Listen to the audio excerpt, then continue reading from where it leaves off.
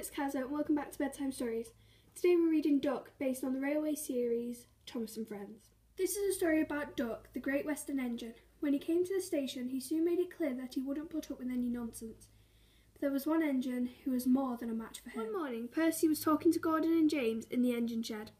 "The Fat Controller is getting a bigger engine to help me," said Percy proudly. "Nonsense," said Gordon. "We don't need a bigger engine. You just need to work more and chatter less," said James. Percy sighed. "No one listens to me. They think I am a silly little engine and order me about. I'll show them." But he didn't know how. Later that day, Percy brought some coaches to the station. "Hello, Percy," said the Fat Controller. "You look tired." "Yes, sir," replied Percy sadly. "I don't know if I'm standing on my dome or my wheels." "Cheer up, Percy," laughed the Fat Controller. "The new engine can do the work here alone. You can help Thomas and Toby build my new harbour." "Oh, thank you, sir," said Percy happily. James, Gordon and Henry watched Duck quietly doing his work. "Let's have some fun," they whispered, and they wheezed. "Quack, quack, quack!" Percy was cross, but Duck ignored them.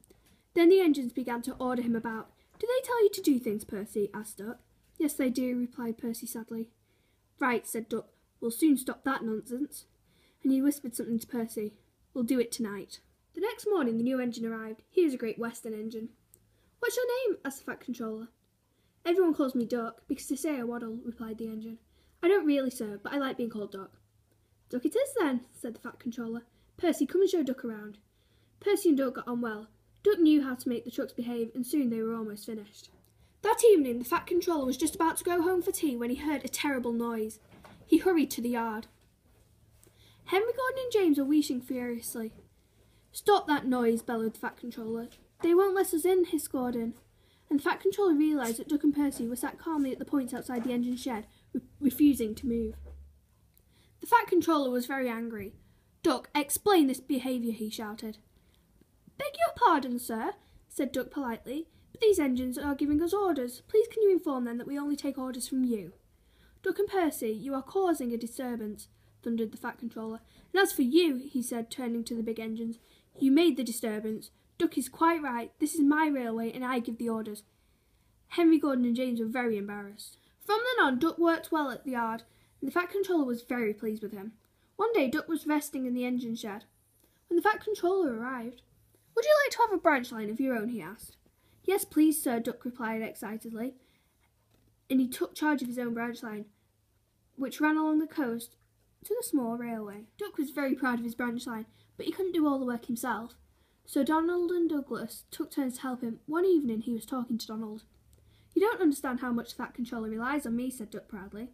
"I'm Great Western and quack, quack, quack," interrupted Donald. "Yeah, sound like you laid an egg. Now let an engine sleep."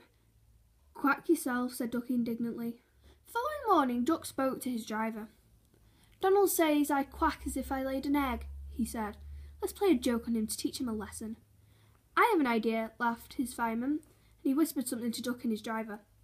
That night when Donald was asleep, Duck's driver and fireman put something into Donald's water tank. The next morning when Donald stopped for water, he found an unexpected passenger aboard. A little duckling popped out of his water tank. His driver and fireman could hardly believe their eyes, but Donald smiled. "I know who's behind this," he laughed. And Donald told them what had happened in the shed. The duckling was tame. She shared the driver and fireman's sandwiches and rode in the tender.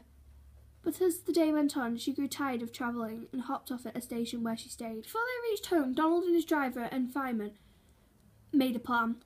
That night they were very busy, and when Duck's crew arrived in the morning, they made a surprise discovery. "Look, Duck," they laughed, "there's a nest with an egg in it under your bunker."